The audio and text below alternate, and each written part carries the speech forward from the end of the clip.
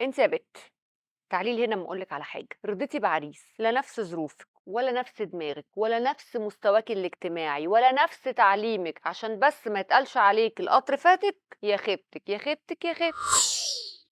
يا عبيطة، ما تروحيش تتجوزي بس عشان أهلك نفسهم يفرحوا بيكي ولا نفسهم يشيلوا عيل من عيالك. يا حبيبتي، ما ينفعش تشيلي الليلة لوحدك وتدفعي تمن فرحتهم بيكي على دماغك لوحدك. ما هو اللي بيشيل قربة مخرومة بتخر على دماغه لوحده. وبعدين هتستفادي ايه عشان يوم يتيم تفرحي فيه أهلك تفضلي طول عمرك عايشة في تعاسة وهم ونكد مع راجل لا انت فاهماه ولا هو فاهمك ولا بتحبيه ولا بيحبك، وهو يا دوب جاي بس على السمعة الطيبة بتاعت أهلك، وانتي واخداه عشان يا حبة عيني كل مؤهلاته، عنده شقة تمليك وبيشتغل شغلانة حلوة تغديكم وتعشيكم، وعشان بابا وماما نفسهم يتقال لهم جدو وتيتا، وكمان وافقتي عشان خايفة من كلام الناس، وتقعدي بقى تفكري وتقولوا زمانهم بيقولوا عليا ده انا عنست، ده انا قطر الجواز فاتني، ده انا عديت ال30 سنة. اوعي تتجوزي عشان خاطر بس كلام الناس يا منيلة. هم يا اختي في الفرح هياكلوا الجاتوه وانتي هتاخدي على دماغك وتفضلي طول عمرك تقولي يو يو.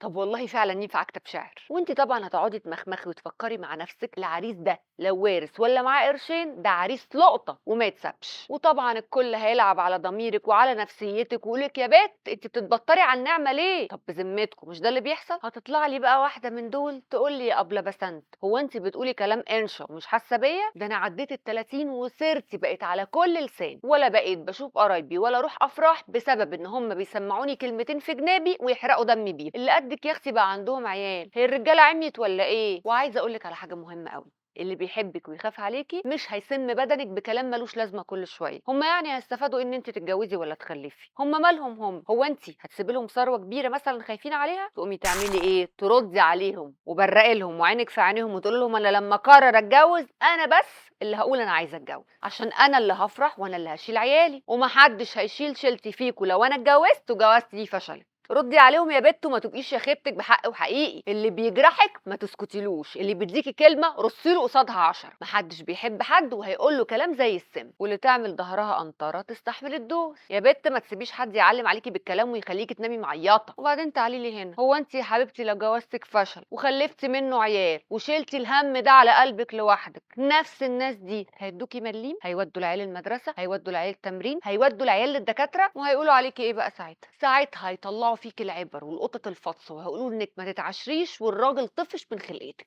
وهتبقي جبتي لنفسك عيل نفس شبه ابوه اللي انت اصلا مش طايقاه، وفضل لازق فيكي طول العمر شايله مسؤوليته وبتربيه وتكبريه لوحدك. وبدل ما هيبقى معاكي طفل انت وابوه بتحاربي الدنيا كلها عشان تعيشوه في احسن عيشه، ساعتها بقى هتحاربي لوحدك يا اختي. لا قريب هينفعك ولا صاحب هينفعك. وروحي روحي روحي، عايزه تتجوزي عشان بس طنط وخالته بيضايقوكي بالكلام ويتنقرصوا عليكي كل شويه؟ روحي بقى البسي في الحيط لوحدك، وما تجيش تعيطي لما تتوكسي بجوازتك وتسمعي بودنك هم بيقولوا عليكي ايه. ليه يا بنتي استعجلتي؟ في العجله الندامه وفي التأني السلامه. هو احنا يا بنتي زقناكي على الجواز ده؟ وبصراحه العريس كانت عيوبه كلها باينه من الاول، بس انت بس اللي كنت هتتجنني على الجواز، وهيشيلوكي انت كل الغلط وكل المسؤوليه عن فشل العلاقه دي. واسمعي بقى كل شويه من اللي يسوى واللي ما يسواش كلام يسم بدنك. كل عقربه من دول هتحسسك ان هي متستته وهانم في بيتها وهي واخده على وشها. ولو فكرتي تتجوزي عشان بس تبقي زي اصحابك وتلبسي الدبله والفستان الابيض الستان، خليني اقولك ان فرحتك هتبقى محدده بوقت قصير جدا، وهم يا دوب كام يوم بعد الفرح